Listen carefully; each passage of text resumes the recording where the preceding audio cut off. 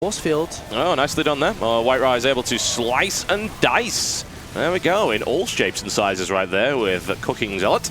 In the meantime, those few units will be able to do some damage, and I have to wonder if that was actually worthwhile there for White Ra to throw those Stalkers in there, but he has cut off any possibility of reinforcement, simply by killing that off. There's no way that Force can now do anything, and that gives him the opportunity to build his favorite unit in the world. Yeah, the Warp Prism is on its way out. We'll be able to drop the back of this base, as you pointed out earlier on.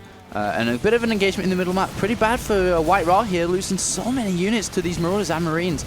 Really, really bad trade from here. Yeah, I wouldn't really have gone for that personally, but there we go. He's bringing in some reinforcements. Could he save the sentry? You know, if he... I don't know why he didn't micro that sentry away from that, honestly, but I suppose even with Concussive Shell, it would have been a little bit tricky to do so. He stands up there and he ends up losing it, but whatever the case, White Ra with this Warp Prism is going to easily bypass his bunkers, and of course DDE making this, I wouldn't call it an error, but saying, oh, it's Protoss, I can bunker up. No, it's White Ra. That doesn't work because here comes some friends. Yeah, he's going to drop into this mirror line, do a lot of damage if these aren't pulled off in time. And an immediate warp in to follow that one up. There are now 6 Zealots in his natural, which is not what he was hoping for. And he can poke up the front. Does have an observer though, sees double bunkers, so he's probably not going to do that Never mind, that's anytime. more than 6. That's 8. And, Good God. Yeah. Indeed. Keep forgetting he had 5 gateways. He goes for the immediately massive warp in, and now White Ra trying to smash his way through the production facilities. He's, I don't know, he's got the 3 Stalkers into the base as well, just bypassing that bunker line entirely, putting on a huge amount of pressure, crushing all the mobile forces. Now, I don't know if he's really got enough for that, but look at the mess that White Ra is making. Another warp in of Zealots right into the back, and DDE's mineral line is getting annihilated. Just does not have enough DPS to get rid of the Zealots in time. They're surviving. 19 SCVs have been killed, 21 SCVs have been killed, 22. Oh my God. That is a lot of economic damage while taking the third base. Colossus are in the way as well. DD has no idea about Colossus. He's going to build another random Medivacs probably, and he's going to walk into Colossus. The first Colossus is 50% now, and it's going to be popping out very, very shortly here. And what do we have in terms of units? We have 10 Marines and 3 Marauders. That's not very good, is it? Honestly, for all things considered, that's not great. Army supply count is slightly in favor of DDE, but the Colossus is going to make a big mess of things. In comes another Warp Prism, and unfortunately, one Marauder is not going to be enough to hold that. No, he can target fire some of these SCVs, get another one there. Ooh, just escapes, but not mining again from his natural. He's basically on 1 base versus a potential 3 any second now. A bit of an army is pushing towards the 3rd base of White Ra, but he has more than enough units spread across his main and natural to come defend this. Yeah, some damage will be done if he goes to stim for it and immediately focuses fire. He's going to cause White Ra a few problems. The shields are down. He might actually take the Nexus here because White Ra is not reacting to this fast enough at all. Down it goes, a little bit of a warp in right there, and DD must focus fire. That's it. But in the meantime, the mess that's being made over here. Yeah, doing a lot of damage. The 3rd Nexus does go down, but I don't think White Ra cares too much. He's doing so much damage. Wait, this Colossus is going to go down, though, which is huge. A huge misstep right there, and DDE taking full advantage of that, swinging the game back in his favor, potentially. As he continues to pressure, he's going to force another cancel on this Nexus, and I think White Ra got a little bit overconfident there. Yeah, I mean, he's only at 84 food. He's supply blocked. He's not building any pylons, so he's just built one now. He's going to manage to clean this up eventually. But is he going to lose a second Colossus? No, he does pick up and pull back. But more reinforcements are on the way. Viking does clean out this Warp Prism now. Well, actually, he's going to survive. Yeah, that Viking's going to miss it. So there we go. The Warp Prism stays alive. Very, very nice indeed. Let's have a look at some damage. 32 workers have been killed in total. That second attack was much scrappier because, as you said, there were enough units to go and properly defend that, but White Ra was really slow off the mark reacting to that. Way slower than I would have expected. And as a direct result, he loses his 3rd. The 3rd then gets denied and forcing a cancel again. So that puts DDE in a much, much better position. He is getting himself back into the place that he needs to be. He's still quite behind. I mean, he is supply blocked at the moment, which is definitely not helpful. Heavily supply blocked as well. He's only just started building a supply device to deal with that. And he is on 28 SCVs and has not taken his 3rd yet, so that's a bit of a problem. Yeah. However, we're going to need Stalkers to deal with that single Viking right there, which is proving to be a complete hassle. And there is DDE moving in incredibly rapidly, getting as close as he can. Takes a Colossus out immediately. Nice move there by DDE before he's forced away. A couple of Medivacs might go down as well in this push. And I've got to say, DDE is fighting incredibly well here. Yeah, but he doesn't have the economy to keep backing it up, though. That's the biggest problem right now for him. He's still on 2 base versus 3, 30 SCBs versus 54. There's 3 Nexus with 3 sets of Chrono Boost to be able to just pump out even more probes right now, which is what White Raw is deciding to do. Yep. He's Chrono Boosting everywhere onto these Nexus, and only now has the 3rd base just been put down for DDE. And his forces are kind of poorly upgraded, but at the same time, White Raw hasn't had any upgrades the entire game. He's only just now starting +1 armor. And very smart once again from White Raw is going to go for the Warp Prism again, and we'll be able to drop the back of the base. But DDE up to the task, does have 2 Vikings ready. And of course, the shields on those things, not so great at the moment. And also a nasty little drop coming in right here from DDE. That's a pretty heavy force that's going to come down on something. And however, White was going to see it, and that is unfortunate right there, I suppose, for DDE, who by the looks of it, trying to work out what exactly he's going to do with that drop. Is he going to wheel around and try and attack the natural right here? Because looks like White Raw is well prepared for that. And in comes the Warp Prism. It's not going to drop 1, 2 Zealots. Oh, it gets 2 Zealots in there, yeah. Was that worthwhile? Well, he's doing the sensible thing, which is to try and take the mules out. That is a much better idea. And it looks like DDE is trying to find his way into that natural right here. Will he find a good attack vector? There are Stalkers already prepared. He must react quickly to this. And can he take down one of those Medivacs? The drop comes in, and there's a cannon just warping in at this point. However, that's a lot of firepower, and he's going all the way through it, especially with that +1 upgrade. That Nexus could go down again. The Colossus come to try and clean this up. Natural Nexus is down, and DDE is really putting on a lot of pressure here. He's going to get the Medivac. Oh, he's not going to get the Medivac. No, no, no. So very, very close. 2 hits away. It's worth it, though. That drop was totally worth it. You know, he's almost equalized in terms of his economy right here. But the army supply, not so good, because he's got units, but they're in a Medivac, and these are dying in the middle. And back at his base, he just doesn't have the economy and production to be able to ramp it back up again. And White Raw is still on 5, 6 gateways at this current point in time. 5 gateways, actually. It's going to be able to warp in units over and over. 2 Colossus. Currently, there are only 2 Vikings. 2 about to pop out. 4 in total. But because of these relentless drops, he doesn't have any Medivacs to actually heal these units in his base, which is going to be the biggest problem right now. Yeah, we're going to find out, aren't we? Colossus got stuck, interestingly. It's actually got stuck on this debris right here. Look at that. That is weird. I've never seen that before. That's actually a real problem, because without that Colossus support, DDE is going to take full advantage of the fact there's only 1 Colossus in this mix. This Colossus can't move right here. It's actually, is that bugged out? Okay. Yeah, well, it got bugged, and that actually has hurt that attack quite significantly. DDE trying to hold this out, and the meat shield is rapidly melting. If DDE is able to stim through here, he needs those force fields to prevent that from happening. Nicely placed there, and the meat shield moving in once again at the front, and warding that off. But yeah, that bug was really unfortunate. Another quick stim right there by DDE, but I don't think he's quite got enough to break that. White Raw eating a lot of shelling on that. He may need to add a few more to those forces. I say I've never seen that kind of pathfinding bug. DDE, really nice flanking maneuver. Picks that up, and then out he goes. Yeah, that was pretty horrible, honestly. That could have been much, much worse for DDE, and I think he was very fortunate that that ended up happening. And, I mean, this drop still potentially being able to go into the back base and even snipe off the robotics bay, possibly here if he decided to pick those up.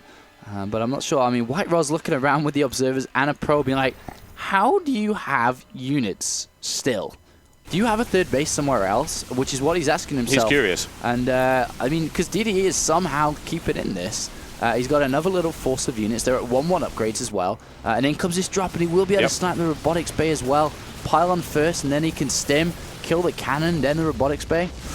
Yep, and no response to the warp in right here. Maybe the warp in's actually on cooldown. A single Colossus coming into play. I would be very careful if I was going to do that against DDE. Can he stop the robotics bay from going down? He cannot. And that is really unfortunate for White Raw. And in the meantime, here comes a big attack. It will let Nexus go down. White Raw responding much faster than the last time, cutting his way through that. And Nexus taking a lot of fire, however, down to 100 HP. Down it goes. Oh my god, DDE doing incredibly well. Though. Yeah, that's a problem. He lost so much taking out that 3rd Nexus. He has to throw down bunkers immediately. Literally, look at the forces he has. like 4 Marauders and 6-7 Marines. Yeah, White Ra as well, really, really smart, has cut his way through the destructible rocks, so he's got a nice direct path, and there he goes. SCV's being pulled off the line, immediately annihilated by the Colossus fire from the back right there. White Ra with a nice spread out force, a couple of Zealots in the mix as well. A couple of Colossi will take some damage from these Vikings, but it's not enough to bring them down. GG, ladies and gentlemen. The first game in this best-of-5 series goes to White Ra. Congratulations, White Ra. Loss versus Demago, winning versus DDE. Yeah, and I've got to say, though, DDE put up such a fight that time around. He really, really did. And there were economy. Yeah, and there were some errors from White Ra, honestly. There really were. I think there were some missteps that could potentially be exploited by DDE. I mean, it looked kind of a sloppy game, to be honest. There were mistakes from both ends. It's kind of a slugfest, you could kind of call. Like, both these players just throwing fists at each other. Pretty much, yeah. Without gloves, to be honest. I'm okay with that. I like the violence. Yeah. There's nothing wrong with that. Reminded me a little bit of Destiny versus TLO in Game 1. Slugfest. That was a good game. 101. We're going to be hopping over to US servers, folks. We'll be right back as quickly as possible with Game 2 of White Ra versus DDE.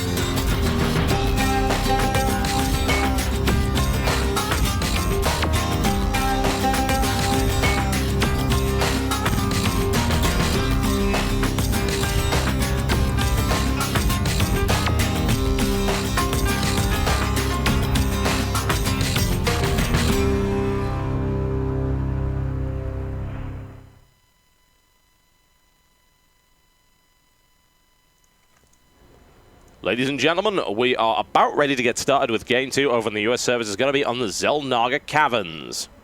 Indeed it is, and it's going to be a great game, I think, between these two players. I like Xel'Naga Caverns for this matchup. Very aggressive, very explosive.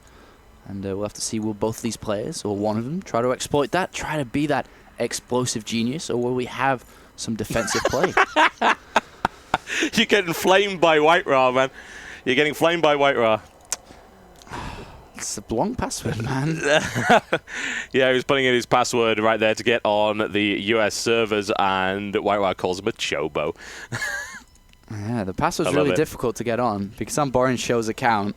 It's like his NASL account, and the password's like 3241 DDEF 21245, and I'm like, It's actually the complete value of pi.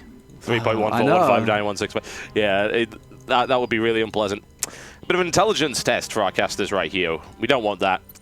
It's Everyone like knows casters aren't intelligent. It's like Dave69. I'm like, God, I wish I had that password on this account. It'd be so easy to actually get onto servers. It would be so easy to steal all your stuff. Yeah. Wonderful. Nobody's stealing this account. That's the biggest, longest password I've ever seen.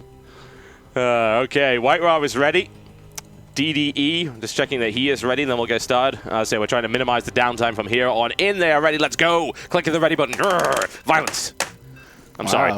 I'm hungry for blood. What can I say? Let's get this going. Indeed. Xel'Naga Caverns, an interesting choice right here from DDE. It will allow some of his trademark aggression. That's what I want to see.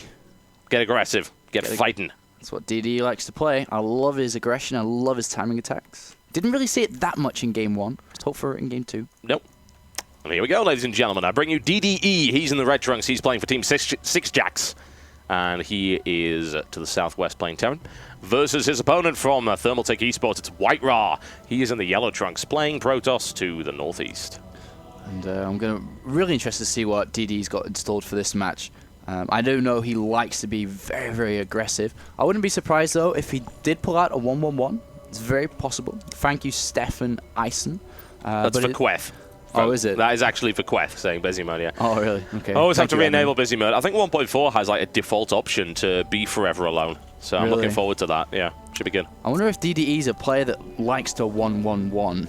Because it is pretty good, especially on this map. So why not use a tactic that works? I've got no issues with that. We see a lot of people complaining about builds and stuff like that. We always have the race whining. That's hilarious. We were reading the chat earlier, and you know what we've determined? Every unit is both underpowered and overpowered, and every race is both underpowered and overpowered. Indeed. Yep. That means it's the most balanced game in the world, folks. White Raw going 13 gateway. Ooh. Risky against brave DDE. Little man. Yeah. Brave little man, especially on this map as well. He is no little man, that I can guarantee. He is a tall individual. He towers above the crowd. And we're actually seeing very late, well, not really late, but... Late-ish gas right there on 14. You can get it 13. You can kind of squeeze it in on 13, then a SCV behind it, but he's comfortable with 14. Not too significant. And I was kind of wondering that, because DDE is a player that studies a lot, and especially studies the Korean style, and does like to play very Korean-esque. And with his mechanics, with his dropping capabilities and multitasking. So I wouldn't have been surprised, actually, if he did go for like a gasless expand, as that is how Koreans like to play over and over and over. But he's going to grab that refinery, scattering out with the SCV. Meanwhile, we are going to have that 13 gateway finish up now, which means Cybercore is a little bit delayed, but it's okay. He's feeling comfortable.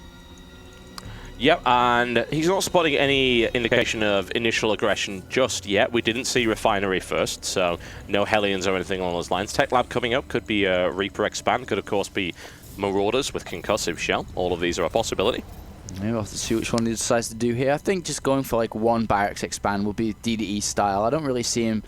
he can use 2 racks, but I think 1 racks is probably going to fit his style more better because he loves early economy, doesn't like early aggression, but then in the mid-game, that's when he turns the switch and hits that aggression. Meanwhile, White Rail, we are seeing that double gas go down, so it can be just a Sentry-heavy expand so that he can afford to expand. And also at the same time be pretty safe about it too. On this map, I wouldn't really recommend to go 1 gate expand because it is dangerous, especially because it's so small with rush distances. 3 gate expand is a little bit better in that regard, but we'll have to see how White Raw is feeling.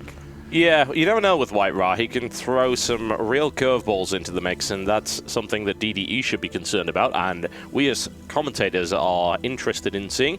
Second gateway coming down. We'll see if we get that third. Well, he almost threw down the Twilight Council, and he's just going to... Well, he does throw it down. He almost threw it down after the first gateway. Huh. And then he was like, all right, I'm going to throw it down after the second one. This can basically mean that he's going to go for a DT rush here. The timing of it is fine to do so, but it also can be blink. He's obviously not going to go for Zealot Charge this early on. No. I'm intrigued to find out what it is, though. Getting a second Zealot usually means it's going to be a DT rush. And especially the way he's going to hide that the probe here is moving up to the left to build that pile on there. So he's going to be able to warp in DTs at this location. So let's have a look what he's going to do. There's the probe ready to build Dark Shrine. DTs it is. Dark Templar with 2 gates, and of course he can follow up with a 3rd gate afterwards. Lets him get his Dark Shrine. Well, it's a case of trying to optimize when you get your Dark Shrine, but that of course means you have less units available, and I suppose he's confident that DDE is not going to go for him just yet. Yeah, I mean, it's really basically testing DDE's timings to make sure, are you an honest player? Are you going to get that Engineering Bay at 7 minutes, or are you not? So that's one thing we have to look out here. But DDE is a player that has quite crisp builds, so I'd be kind of surprised if he didn't get that early Engineering Bay out. But look at that, he's going for tanks, and he really does like to bring tanks into his play. Tanks in TVP is not amazingly common, honestly. Bio is much more favored, but we have seen it from DDE before, and you know what, it can work. He does mix quite a lot of mech into his TVP. Right now, DDE scouting around, he will, of course, spot the expansion timing. And is he going to be able to glean any information from that? Well, if he goes to the army, which he should do, he'll see there is no gas whatsoever. And look at that. Oh, a misstep. Huge misstep potentially right here. And those Stalkers are going to nail that down immediately. He sees the Twilight Council. He sees the Dark Shrine. Wow, that was a massive blunder right there. Yeah, well, he already had the Engineering Bay timing down anyway, so yeah, he threw it down at 7 minutes just regularly. You should be throwing it down at 7 minutes every single game, which he did. Turret's going up, perfect timing. As you can see, the DT's about to come up, turret's going to finish. You know, that test for DDE he passed it with flying colors. Yeah, nicely done that right there. And of course, this is walled off, so DDE's thinking I'm nice and safe. However, the warp prism is what you have to be concerned about right here.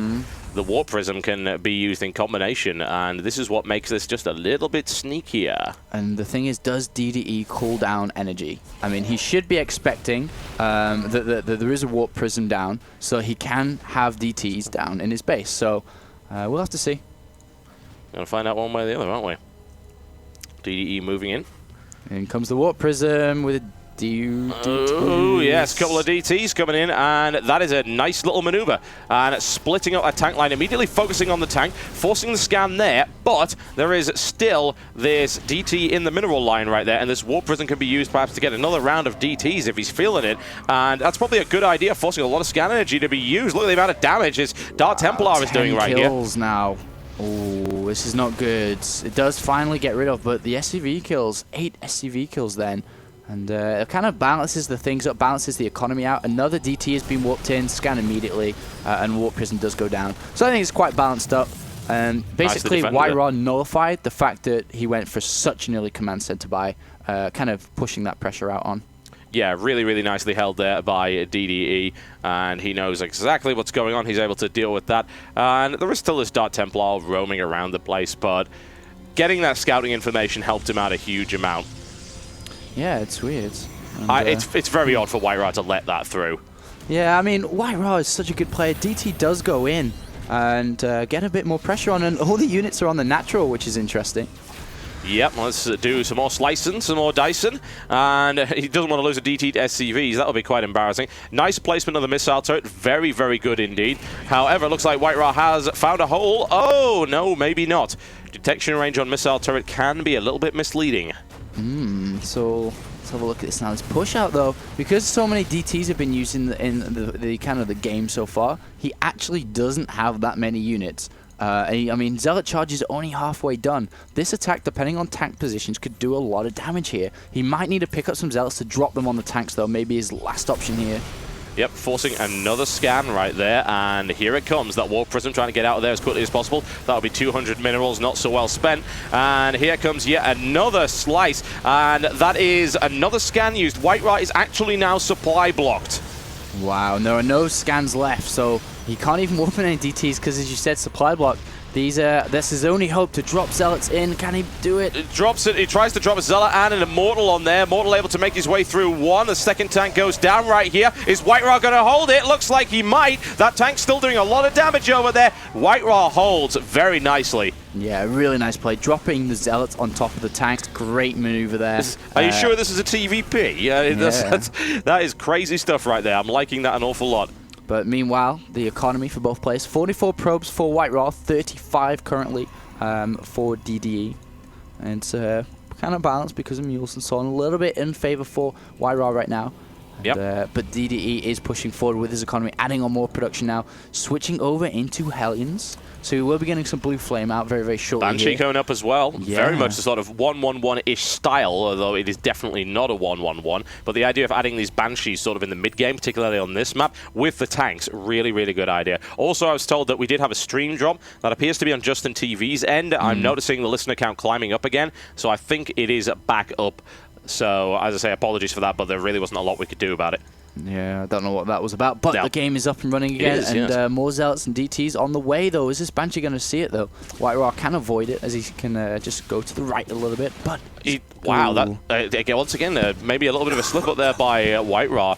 Honestly, he could have turned that away, and we'll see, is there an interception? There currently is not. There is a Dark Templar providing a nice distraction for this, and I have a feeling that was deliberate there by White Raw. He is annoying DDE over here, and then dropping in some friends, Zealot and Dark Templar right there into the mix. That said, there is this Raven that should be able to help clean it up, and the Banshee now focusing fire on the Dark Templar. Took 7 kills, though, so in my opinion, it was probably worthwhile. And now more Zealots warping in, and this mineral line is getting sliced to pieces here by this really solid warp prism play by White Raw. Yeah, I mean, he's killed so many SCVs, 35 SCVs this game alone. Wow. It's only at the 14 minutes. Huge. He has done so much economy damage now to DDE, and White Raw's warping or chrono boosting all his gateways. He's getting his armor upgrade out. He's going to look to really punish this, and he's going to follow it through with more units, more attack. Go, go, go, go, go. He wants to win the game right here, right now. And why not just keep in with this really unpleasant warping strategy and forcing DDE to pull tanks off the line right there. Of course, they will do a lot of damage to the Stalkers, but they're quite vulnerable otherwise. He's going to need to repair that. I'm surprised DDE is not already repairing that tank, but the tanks try to hold up. Zealots now in the mix to try and take them out. Oh, very nice pickup right there by DDE, dropping it behind the SCV line, and now following it with DTs, which actually he can't deal with. GG, ladies and gentlemen, and White taking the second game. Oh my god, that was ridiculous. Wow. White Ra, unconventional. I think we'll break the words out, folks. Special tactics right there from our Ukrainian friend. Well, in the next month or so, when the next patch comes out, look out, because White Ra's going to win a lot of games with that Warp Prism usage. Warp Prism buff, man. We could even see gravitic drives being researched. That would be exciting, wouldn't it? They're really fast when that's out. Oh, yeah, they are. Ladies and gentlemen, we're going to be going back to the EU service for Game 3 as White Ra looks to take another 3-0 whitewash in this tournament. 3-1 versus Struck. Except, yeah, for that. That's the only one. That has been the only match that has not gone 3-0 thus far. And White Ra could very well be going to the finals against Soccer, and we could be seeing a DDE versus TLO, which would actually be an interesting TBT of the unconventional right there. Definitely, and that would be a very well, I don't know. I don't even know how to describe that, to be honest. I'm like thinking of all these different words. I'm like, okay, that's going to be crazy. Yeah, that's going to be crazy. That'll work. We'll be right back, folks. Don't go anywhere.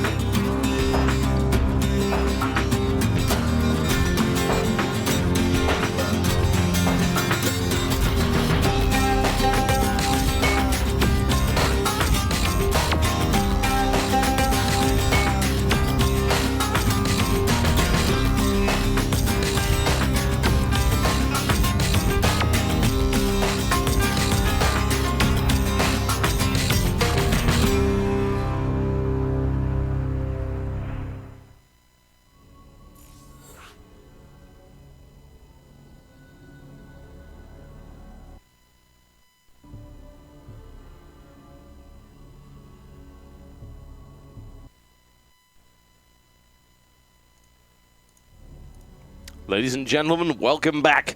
We've got Game 3 coming up right here on Shattered Temple.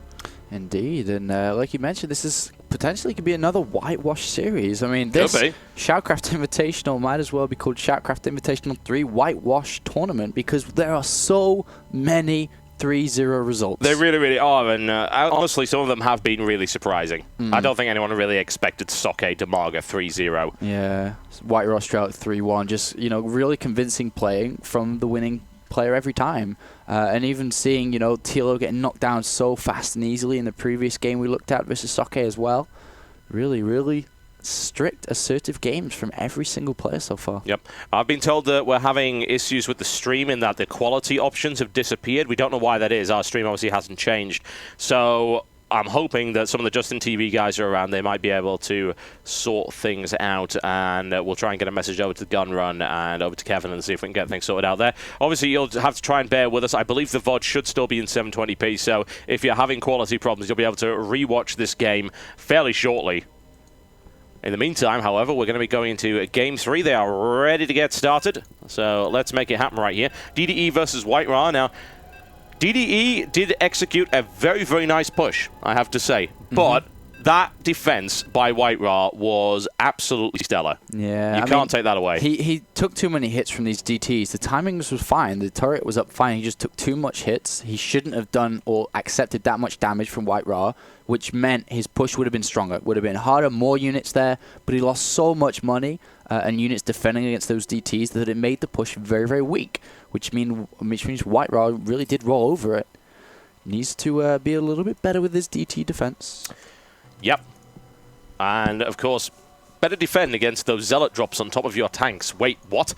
Yeah, I know. Especially when there's like Stim love Marines in the army as well. It's like, how did that even get in? Well, to be fair, he wasn't expecting it. It's as simple as that. And you can hardly blame him. That is not a very commonly seen tactic. I know, it's like meant to be used against pure mech, but White Raw's like, this is my only way to defend this. Yeah, pretty much. He did it quite nicely. I actually expected the Immortal to go directly on top of the tanks, but his positioning with the Immortal was a bit better. He put it off slightly to the flank, which allowed it to get in a few free hits before DDE was able to focus fire it. If it went right down the middle of the tanks, it would have been immediately focused down, so he took a tank as a result of that.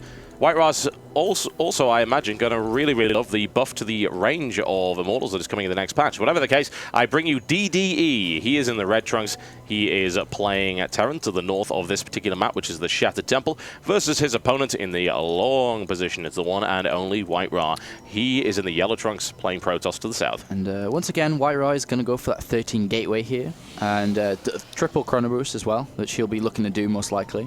And the thing is with White Raw, he's a very, very intelligent player, but he's like water, because he will mold into whoever he's playing against.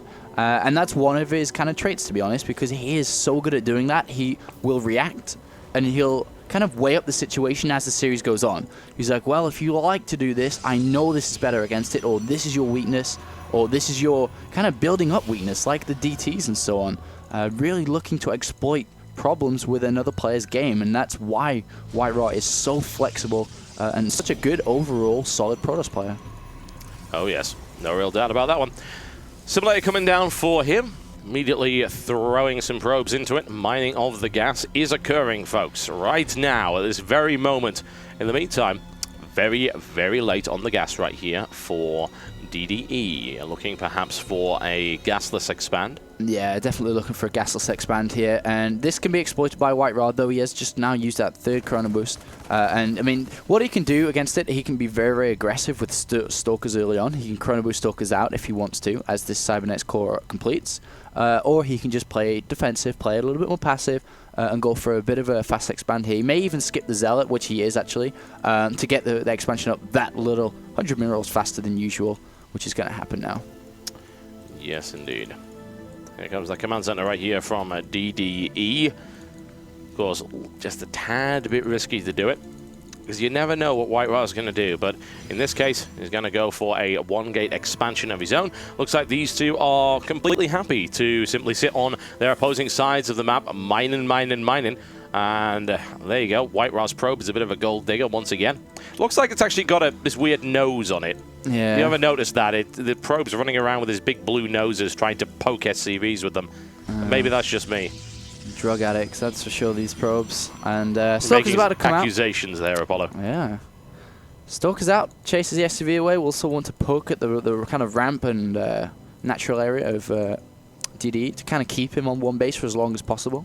And look at that, 4 barracks follow-up here, and still no gas. Very, very late gas here. Sort of a bit Droopy stylish, this, isn't it, if I recall correctly? He kind of likes to go for this later gas and the 4 barracks, and then, of course, he can transition into a lot of drop play, and DDE's very comfortable with that as well, so wouldn't surprise me to see some of that coming in. Well, it's purely Marine otherwise, which it'll be enough to push away the Stalker for the time being. There's plenty of Marines available, so you can't really scout up that ramp. He doesn't know how many barracks are currently available. He doesn't know anything about the timing of the gas either, which could be problematic. Yeah, it means he has to throw down a robotics facility in a second to kind of get that information for sure. One Stalker can go up there and just see a lot of Marines. Whoa, one big hit. Does manage to survive, though, just about. But at the same time, he does not know what this is. This, basically, to White Raw, could be 3 barracks stim all in. It can be 1-1-1. So he needs to throw it out the robotics facility very, very shortly here to kind of identify what's going on. Or he can just blindly counter it, which would be like adding on more gateways right now, and then just going for 5-6 gateway push. He could. I mean, it's not a terrible idea. You've got to take into account, once again, the psychology of the best of 5, in that he's 2 games up. He could afford to blind counter this. And if he takes a gamble and he skips the robo in order to get more units out and he's able to counter it, he wins. If not, he's still got a game up on him. So he doesn't really mind all that much. He must be thinking now with the Marine count, however, that, yeah, that was probably gasless, and there must be at least 3 barracks, perhaps 4 at this stage. Stalker's now rolling out to try and deal with these Marines. I don't know if there's quite enough. Obviously, Stalkers are quite nice against Marines, but that is a lot of pressure coming in right here. Yeah, he just has to keep kiting all the way to the natural, and he'll slowly wear this down. And DDE realized that as well. He did bring 3 SCVs to start building bunkers and so on the natural, but there's just no way that he can keep up with these Stalkers. They'd be able to kite these Marines all day long, to be honest, taking minimal losses. And he retreats to his second game plan, to be honest, which is falling back onto Stim. He's got Tech Labs now added on as well, and we'll want to throw down that factory very, very shortly. And all these Stalkers, look how much damage they're doing. Great micro from White Ra. Good solid micro. He is losing a Stalker every now and again, but for the most part, he is microing around, and there you go, completely surrounded and shot down to the last man. That was a horrible little picture there we saw. 5 Stalkers ganging up on 1 single Marine. It was surrounded, completely and totally surrounded, horrible. then gunned down with no mercy. I gotta say, when it comes to White Ra, nicest guy in the world, but my god, does he play mercilessly. And now here comes a little bit of pressure onto that bunker line. Will White Ra be able to get in there? I don't think so. The Marauders are now in the mix as well, and those Stalkers are pretty badly hurt. Yeah, I mean, he's just going to poke around, blue pressure, force the second bunker, which is going down now as well. Meanwhile, Warp Prism, of course, on its way. Of course. Followed by Robotics Bay, so he's going to switch over into Colossus very, very shortly here. And that's going to work out well for him because he realizes that was a lot of units there. There were a lot of units there, which means you must have had 3, maybe 4 barracks straight away. There's no factory, there's no medivacs, which means the Starport is going to be late, which means Vikings is going to be late. Therefore, switching over to Colossus is great because you always want to get 2, 4, maybe 6 medivacs before you switch to Vikings in an ideal world, but that is not going to happen here. We don't even see a factory being put down yet. Yeah, that's a real problem. And there's the scan. Does it see it? It should from that range, I would think. And he has to go right now. He has to salvage and go because he knows Colossus are on the way and he knows he cannot beat them without Starport. So he has to go now before they come out. And he's going to hit a pretty nice timing because of that scan.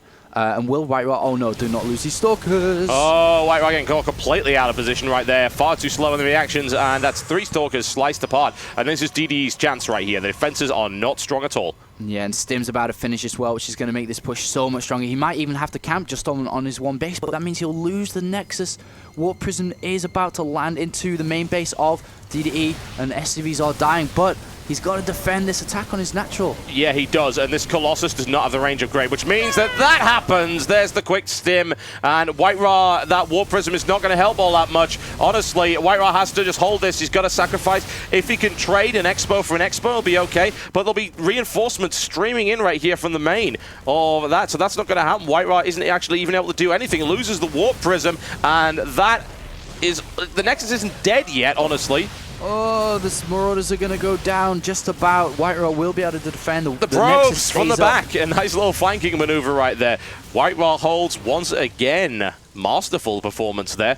That said, still a lot of pressure coming in. He's got to watch out for that. Needs to get a Colossus up. He actually decided to build an Immortal instead of a second Colossus. And that means that if these guys land again, it's a lot of pressure to come in. But I think White Ra's okay now, and that could have been really scary for a minute. He had a lot of Chrono Boost saved up on that Nexus. He's just literally spent 100 more worth of energy on getting probes back out. So if you look at the probe count, he's actually at 48 to 40 despite all that. He did manage to kill about 10 SCVs as well with the Warp Prism drop, so he managed to kind of stabilize. The big up right now for DDE is that because he went for a factory light, he was able to get a 3rd command center, which is obviously going to help his economy kind of bloom even harder than it currently is. But he still hasn't even made any medivacs yet, and he's not even looking to go over into Vikings. And that means these Colossus are going to climb up and up and up. Yeah, I am concerned about the lack of upgrades, I have to say, for White Ra at the moment. And White Ra's not really been playing an upgrade-heavy style at this point. He's only just started that +1 ground armor, sensible maneuver. But at the moment, it's primarily Marauders that are coming out, so the +1 armor is not going to be as effective as you might think.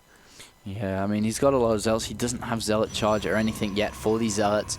And the second Colossus is on its way. White Ra should really look to push out around 3 Colossus, to be honest, to try to hit a nice timing before Vikings do climb up too much. But DDE just goes immediately to Vikings. He knows that threat. He throws down the second Starport as well, realizing that he could be in a lot of damage if White Ra decides to push out with a couple of Colossus.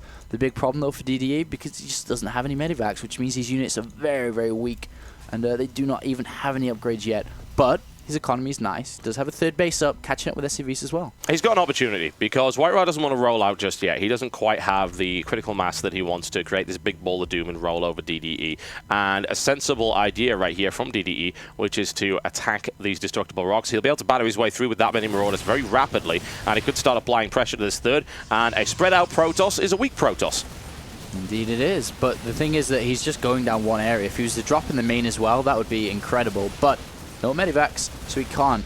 And now that White Raw is going to come, he may be able to force field these and trap and kill everything here. Yeah, it looks like DDE is not going to let that happen, and a quick stim out of there. Nicely played there by DDE. And yes, you're right, it could have been a trap, but White Raw not quite quick enough for indeed DDE, just a little bit too fast. Yeah, stims and runs away. And now the medivac production is starting to ramp up. We're getting 2, 4, 6 out in total on its way now. We'll be able to heal these up. Upgrades, +1 about to finish for DDE. Which is obviously going to help against this. +1 armor's just finished now for White Raw. No second upgrade yet. We'll want to go into that +2 armor very, very shortly here. Zealot charge on its way as well. And in comes a double drop now on the left-hand side. And there is no other prone attack, actually. Just this one coming through the middle. There isn't another drop. But we'll have to see how this will be going down. And White Raw doesn't have anything. Oh, look at that. Preemptively moving Stalkers to come and intercept this. Really nice play there from White Raw, expecting DDE to do that. Yeah, he sees this force moving forward, and he looks, there's only 2 medivacs in that force. Right, that's interesting. So this looks like he's trying to draw me out of position. And White Raw is very cool and calm. But he called all his Stalkers back again. Well, there's a bit of a mistake, isn't it? And never mind then. It looks like he was actually fooled. White Raw moving a large force back to deal with this drop, and there's the pressure coming in on the third. And as I just said, a spread out Protoss is a weak Protoss. And the third Nexus is about to go down, which is disastrous right now for White Raw, and that could really bring DD back in this series. It's what he needed. It's what he needed. And DDE, we've said so many times before, is a master of manipulation. We thought White Raw wasn't going to fall for that, but you know what? He did. And he actually pulled those Stalkers away from that drop. And now, if this Nexus goes down as well, that's going to be a disaster, but it won't. He's going to be able to hold that without too much of a problem, but he's going to get away unless he stops. Oh, no! Bit of miss micro right there, and that is punished hard. I think he was a little bit worried about this force, which is barreling up the center. Oh, he's trying to grab the medivacs. He gets one Nice. and returns. Colossus is there as well to help out against this, but the counterattack once again is going to be coming from White Raw. He knows he's going to lose his units anyway versus Stim, so just does as much damage as possible. Does not have Blink. 2 Marauders there as well, trying to bring everything together. Will DDE have enough to stop the counterattack this Possibly. time? A few naked Colossus moving in right there. It's enough for DDE to decide, nope, I'm not going to go anywhere near that. And White Raw losing a large number of units. Of course, Stalkers don't exactly provide too much of a buffer against that kind of Marauder firepower. Sensible to go for a heavy Marauder composition right here by DDE. I'm liking that decision a lot. And right now, he also sees that that Marauder's been working on these rocks, so looks like DDE is gearing up to take a 4th. Yeah, very, very shortly, but White Raw decides to pull back and is going to double expand. I love it. We saw Tyler do this yesterday. He's going to go grab a 4th right now to try to catch back in this game. Doesn't want to throw everything away for one last-ditch attack and kind of lose the game, because whoever attacks first, the defending player, is always going to have a better position, a better advantage. Therefore, White Raw doesn't necessarily want to go in. The upgrades for DD looking pretty good. 2-0 for the Spyro army. 2-0, well, in terms of armor for White Raw right now.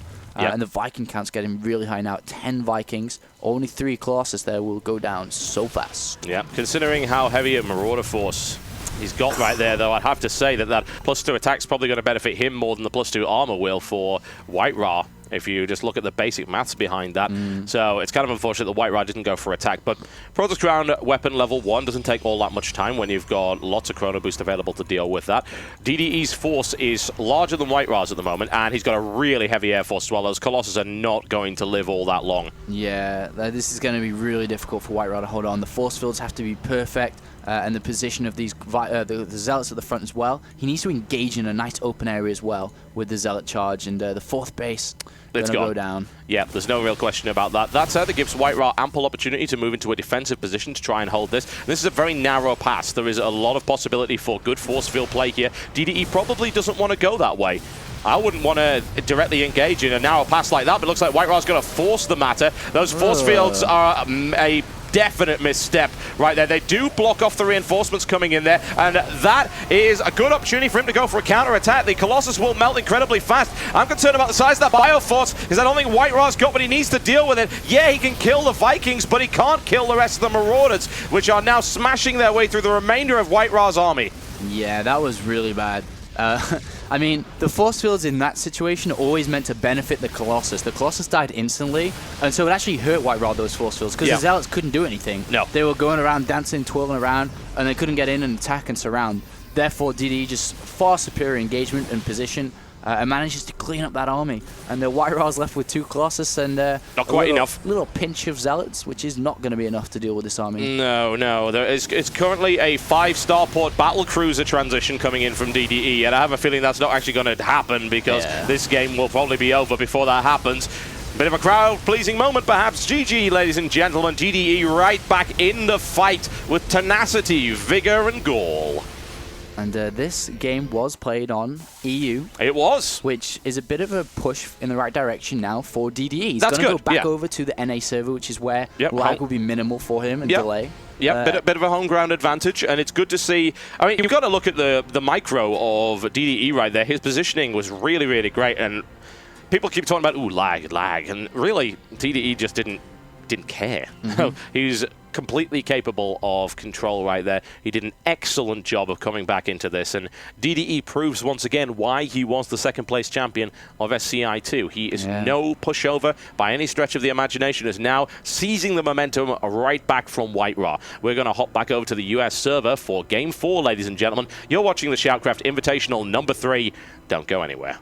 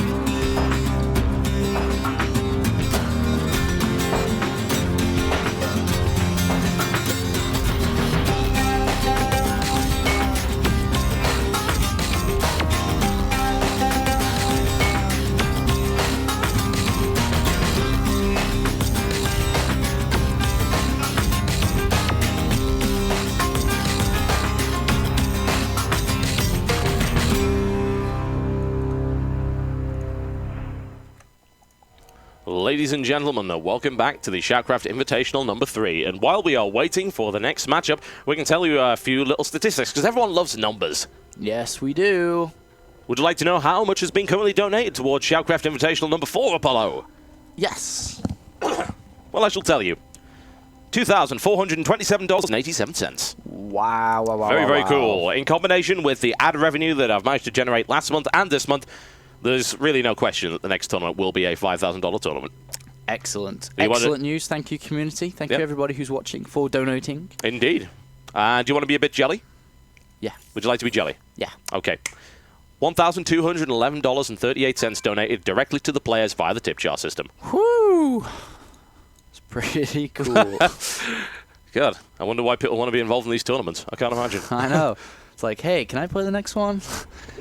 We get a lot of requests like that, and trust me, we do. What, for me to play? No, not for you. Oh. Well, I mean, you play. I was going to say, I want to make $1,000 and play a tips song. I'll do anything you guys want me to do in the game if I get tips. You would be the esports hobo. You're basically, I play random. You're the equivalent of sitting on a street corner with a sign that says, we'll work for food. Yeah. That's what you are. I'll do anything You're even wearing your hobo hat right now. My hobo hat. I'll play random. I'll cheese anybody. I will 6-pool Destiny. I'll 6-pool T alone. I saw him cheesing last night, folks. He actually 4-gated and failed, and I laughed at him. 4-gate's not that good. You did. You had drunk quite a bit by that point, I have to admit. So, and you were playing on foreign equipment. Foreign equipment. Well, it's a German keyboard. You get confused. There's keys in the wrong places. There's like umlauts everywhere. It's terrifying. Every key on the keyboard is actually an umlaut. All right, let's see if these players are ready. Tyler and Malta is the next destination, holiday destination for both these players. Shall be. And looks like both these players are ready. Let's get ready to go. Yes. Again, those of you who are having stream problems, there's literally nothing we can do about that at the moment. It's got nothing to do with us on this end. It is a Justin TV issue. Justin TV has been notified. And if you are having problems, folks, there is a button that says having problems with video. Instead of tell them. Instead of typing in the chat, go and tell them. We cannot do anything about the video. It is a Justin TV related issue. So click that button and you report the issue, and then all will be well. And unfortunately, once again, scoreboard is the wrong way around. It has been sorted out. Not our fault. It's all Blizzard. This is the day where we blame everyone else for our own problems. Yeah. Simple as that. We're just going to do that. Scapegoating, folks. I'm not that good at the game because of TLO. Oh, it's because of TLO, yeah. Scapegoating is the breakfast of champions. What can I say? I bring you White Raw in the yellow trunks. He is playing Protoss to the northwest of this particular map, which is, of course, Tal'Darim versus his opponent, 6jax DDE. He is in the red trunks, and he is playing Terran to the southwest. Nice, a large macro map for both of these players to go ahead and choose their choice of macro build. Choose your destiny. Yeah, which one's it going to be? And luckily for us, there's only one Destiny in this StarCraft 2 community. Otherwise, that would be an interesting Choose your Destiny. Which Destiny would you prefer? Would you like the BM Destiny, or would you like the nice Destiny? Or would you like the Protoss playing Destiny? Would you like the Deezer spamming Destiny? Yeah. I'll go with the Deezer spamming Destiny for the time being. Yeah, I do like that series of Destiny. It's quite funny. Yep. I felt that Destiny Season 5 went a little bit downhill with the character development, honestly, but it really picked back up with a good subplot in Season 6. Yeah, that was really good, actually. Yeah, I was a fan. I mean, what can I say? I like the storyline. It's pretty cool. Destiny brings many things to a tournament, including a storyline. What can we say? Anyway, that's a Refinery first right here from DDE, which is a little bit of a variation from what we've seen over the past couple of matches from him. Yeah, this is pretty cool. And he plays for basically the same macro build every single game. Like, every single game is like 1 Rax Expo, or one Rax with gas Expo, or 1 Rax without gas Expo. But this is a little bit different here, which is cool. I like deviation, especially in a best of 5 series. Keeps you unpredictable. Though the point in time, he is very, very predictable. And so to throw in an awkward build like this, it's a little bit different, is going to, catch White Raw off guard, because I'm sure White Raw will want to be looking to expand very, very, very shortly, because that's how DDE likes to play. But with this early Refinery, he's going to be able to get a very, very early factory and reactor maybe, and he'll be able to pump out a lot of early units straight away. Yep, Hellions are a very real possibility. Hellions are kind of good. We haven't seen all that many of them in this tournament. The ones that we did see were shut down quite easily. But yeah, DDE he's not the same guy every game. And we've seen that in the best of 7 series against Soke, and of course when he played in StarCraft Invitational number 2. White Raw does get some scouting information. He doesn't see the factory, though he does at least have an impression of what's going on, because he will have seen the reactor going down. So he probably thinks maybe there's a factory somewhere that he didn't get to see. But yeah, anyway, going back to the point, DDE is not that predictable. Yeah, he went for the same build last 3 or so games. Now he's varying things up. This happened in SCi2 as well. He did all sorts of unusual things there. So that's just who DDE is. That's his psychology. There's nothing wrong with that. And he's going to be using a lot of Hellions. Hellions are pretty good, especially when somebody goes 1 gate Expo. And if somebody goes for like early DTs, it's even better, because he's going to be able to run past the low DPS Stalker, and the Zealots are not even going to be able to touch him. And he's going to be able to do a lot of damage. And he has adding on a Tech Lab to this barracks, actually. So he may be just going for like 4 Hellions, then switching over to the factory, then getting Blue Flame. It's interesting. I like this kind of build. And he's going to go and finally scout White Raw, who has added on a second gateway relatively early. And maybe just going for 2-gate expand here. Bit of pressure with a Zealot and Stalker. And this could prove problematic to him. Yep. He only has 2 Hellions, so... Yep, and of course they'll be immediately scouted. The Stalker can deal with those, no problem whatsoever. This preemptive attack from White Raw is going to prevent quite a lot of harassment. Just a Red Flame Hellion attack. There's nothing wrong with that either. Red Flame is good too. And of course it lets you get more Hellions out quicker, as opposed to the Blue Flame Hellion attack, which is more effective, but you end up in a situation where you don't have the Hellions quite as fast. Now, Concussive Shell is not available, so the Stalkers will be able to get away, but nice micromanagement right there by White Raw. White Raw needs to move that back, perhaps, but because the 4 Hellions will still probably kill a Stalker. Hellions are pretty good, even against Stalkers. They've got the damage. Yes, they're only going to do 8 a shot, and they're quite slow, but it's still 4. It's 4 units against 1. God, that SCV is like a Dota player. Try to get the kill steal, then turn around to try to stab it. Last hit, denied. Denied that time because the Hellion managed to get it. And in 4 Hellions, we do have... I'm interested to see if we're going to have a switch up here with this factory. We do have a starport going down now. No expand. Meanwhile, over in White Raw's base, we have 4 gateways. Really weird. No expand. And, yeah. I mean, he might try to basically... Is that a... Okay, that's so a robo. 4-gate and a robo too. Playing very, very 1-base heavy here. Trying to create a minimal wall-off as well, as you can see. Looks to like prevent these Hellions going in. To me, it looks like a combination of a defensive 4-gate and the possibility of Warp Prism drop, if I'm totally honest. That's why I think that is happening at the moment. Nice. And they're very nice force field, simply because it can block those 2 Hellions in there. A nice catch, and the Hellions are unable to get in there at the moment. The 4 gates means that he can warp in units in a pinch, no problem at all. The Robo means, of course, he can get a Warp Prism and then warp in 4 units at a time into DDE's base. And once again, kind of a good map for Warp Prism drop. particularly considering the positions. This area right here, perfect for Warp Prism positioning. That's exactly what we're going to be seeing here, for sure. He's going to try and expand as well, I'm sure. Warp Prism will be being made very, very shortly. And he will try to drop the back base, especially because DD's invested a lot here. If he decides to push out with some one base that White Raw thinks coming, Warp Prism towards the back can completely change everything. And incoming now, being chrono boosted out as well, still has not expanded actually, which is a little bit weird. Maybe he'll expand after this Warp Prism. As he's throwing down a pylon, so I think he is going to go ahead and expand very, very shortly here. Yeah. And meanwhile, one Hellion is going to scout out. And I think the position for the Stalkers is a little bit out because the Hellion might be able to get scouting information. That's a lot of Stalkers. Yeah, it's going to get it. Immediately annihilated. He saw that there was no expand, so... Yeah, he's going to be wondering what exactly is going on there. It's a late expansion for both players, honestly. This one right here from DD, especially considering it's Tal'Darim. I mean, I don't even think White Raw's going to expand. He keeps warping in units after units after units. He looked like he was, because he sent a probe down to kind of mine and then sit on the natural, and then decided that he didn't want to. He's walled himself in as well, which means there's no counterattack available. He has built 32 probes, though. Yeah, well, I know. He's got a lot of probes. It's really interesting. White Raw, I mean, split decisions, I think, but he's definitely going to try and warp in to go for a huge killer push. 2 Hellions, see there's no expansion. He knows he has to throw down more than this single bunker.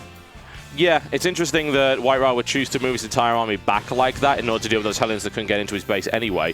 But there's the warp in, and he uses it to warp in, pick up, and then move in, which of course gives him a better warp cooldown timing. And immediately pulling off of there, and now here comes the unexpected, because that's the Warp Prism, but Warp Prisms are very, very weak. He's able to get out of there, but that gives White Ra the opportunity to now set up what is almost a little bit of a soft Protoss containment right here, sitting in the natural, then redeploying the Warp Prism to the front.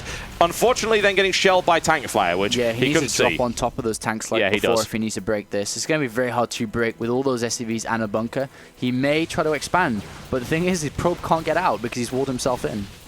Yeah, he's going to have to do something about that, but there you go, never mind. Of course, he could take the Warp Prism back in order to do that. He's going to throw down a robotics bay here. Colossus. One base Colossus. Okay. Well, it is White Ra. That's all the only explanation required, really, isn't it? It's like with certain players, you know exactly what they're going to do every game. White Raw's one of those you cannot predict again. I don't have a clue what he's doing. He changes up so much. And we are going to have a drop now from DDE. Very smart decision to do so here. We'll be able to drop into the base, realizing there are no units here. Single Immortal is being made, and then he'll go into Colossus. So very, very heavy one base right now from White Raw. So where's White Raw's Warp Prism? It's actually down here right there. And we'll see what he decides to do with that. He does have 4 Zealots into it, looking to flank around. Single Hellion is working its way. It's a very brave Hellion trying to work its way through that wall off, actually helping White Raw out just a little bit there. And Immortal is going to come out to counter it, and I don't think the Hellion's going to have too much of a chance. And he's a bit, well, he's got warpins available to help deal with this drop, but the Immortal's on the wrong side. He will kill the pylon down to come and get there. And this drop will be incoming very, very shortly. Actually, did he pull it back? Yeah, he must have, yeah. I can't see it anywhere on the map. I was looking at White Raw's vision then, trying to see what he's thinking, but yeah, he must have pulled back the drop. Yeah, he did. There's the expand. 12 minutes in. This is a very interesting build right here from White Raw. It is, and he's managed to set up this soft containment whereby DDE cannot safely expand at the moment and is forced into a very defensive kind of posture. And I'm actually kind of surprised DDE hasn't dropped here, because if you get contained, what's the option as a Terran player? What's the most common thing that you do? Well, the best way to deal with it is 2 drops. So. Yep. The thing is, though, that now White Raw's crawling out of this bad situation to put himself into. He's just left these Stalkers to kind of keep DD in one base. DD's not going to have any of it now. Sees there's minimal Stalkers there. Going to be able to push out with everything he's got now. Meanwhile, Thermalance and Colossus are on the way. A drop is going to come this time around, but already Immortal going to spot this first, and then Stalkers behind it. DD holding back. Interesting. Doesn't want to go in just yet. In the meantime, those Stalkers are backing off. If they move to the 3rd, they're going to catch this drop completely out of position, but DDE now moving forward, and as I say, the Immortal will spot it. Look at that. I like the fact that the Immortal is just pointing over and saying, why can't I shoot this? This is a critical design flaw. Oh, no. I think not. Nicely picked up by White Raw. Yeah, nice move. I love how people do that. Move the Stalkers back and then move them in again because they are so fast. Be able to pick that off like that. Really nice play once again. Warp Prism's on the move. Bottom of the map is going to be coming down and potentially dropping in the back base of DDE. +1 is about to finish for DDE, and if he decides to push out now, he has just lost a medevac full of Marines. Probably a bad decision. Better decision clearly here to take a 3rd base quite fast. But the Colossus count's getting relatively high. I have to wonder what kind of information DDE really has right now. Does he know? Not much, no. Actually, no, he knows about the robotics bay. Well, there's the scanner right now, and sees the robotics facility, sees the robotics bay because of that drop. So he knows pretty much everything that's going on here. And White Raw's sneaky warp prism just sitting around on the bottom side, not really looking to do much as of yet. Observer comes into play for the first time at 15 minutes. We'll go in and find out what is happening here. Always nice to get that bit of information. White Raw really rely on observers repeatedly, simply because of the decision to go Warp Prism and things like that. This one-base Colossus into a very late expansion is an intriguing possibility. The thing is, DDE does have a very scary army now marching out. He's been saving it behind that. He's got +1 on there as well. And does he have the Viking count to deal with those Colossus? It's not quite where I'd like it to be, but it's certainly getting there. Your third Colossus is going to come in. That will help out a lot, but it's going to be really hard to engage into these siege tanks, and he's got a slow, he's got a slow push into this. Basically crawl it with bunkers and siege tanks. He will be able to do a lot of damage, but this buys White Raw a lot of time. To be honest, White Raw can afford to cancel that Nexus, but he's pylon blocked actually. I mean, he could cancel the Nexus, then warp in another round of units, but he is pylon blocked, and he has to remember about these Stalkers. Oh, no. He goes in as quickly as possible. He wants to try and break the tanks before they deploy, but the tanks are tearing through this force right here, and that Immortal has done some damage, but DDE cleans that up nicely, is now going for a somewhat harder contain. White Raw, GG's right there. And White Raw left 7-8 Stalkers in his main base that were there defending against that drop. If he had waited, he didn't really need to go in right then. Obviously, he was under a lot of pressure because the bunkers were about to close, but just wait 5-10 seconds for them Stalkers to come down, an extra round of units, and then go. But 2-2. DDE showing once again that he shouldn't be underestimated, because that is very, very silly. White Raw with an interesting build. Didn't really turn out to be as effective, and I understand what he was trying to do there. The 4-gate into the Robo and the really, really late expansion, you think, well, that's not economically sound, but it kind of is if you can deny your opponent from mining from his natural. You can do that. You can put down the soft contain, then expand behind it. That's good. But unfortunately, he wasn't really able to follow that up. And while he did deal with the harassment very, very nicely, once that big push came with a large tank composition, he couldn't really do much about it. He tried to go in on the tanks and try and take them out before they're deployed, but he just didn't quite have what he needed to do that. So there you go, folks. Yeah, very far behind in tech, White Raw in that game. Just couldn't catch up. Unfortunate. Whatever the case, it is 2-2, ladies and gentlemen. It has happened in StarCraft Invitational number 3. It comes down to a final game, and we'll be right back after this break with game number 5.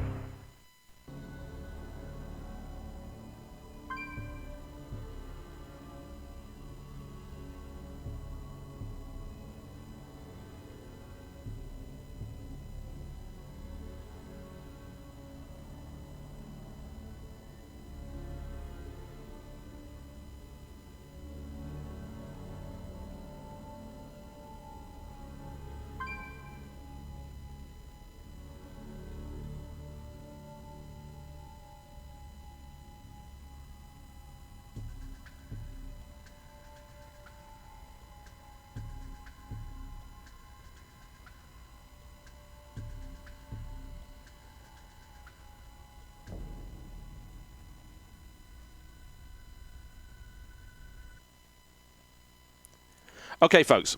So we're hearing there's problems with the stream at the moment. As I say, it's not our fault. It's on Justin TV's end, but we think maybe if we restarted the stream here, that might fix it. So we're going to do that right now.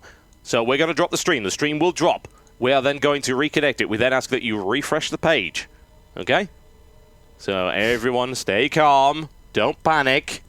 We'll be right back.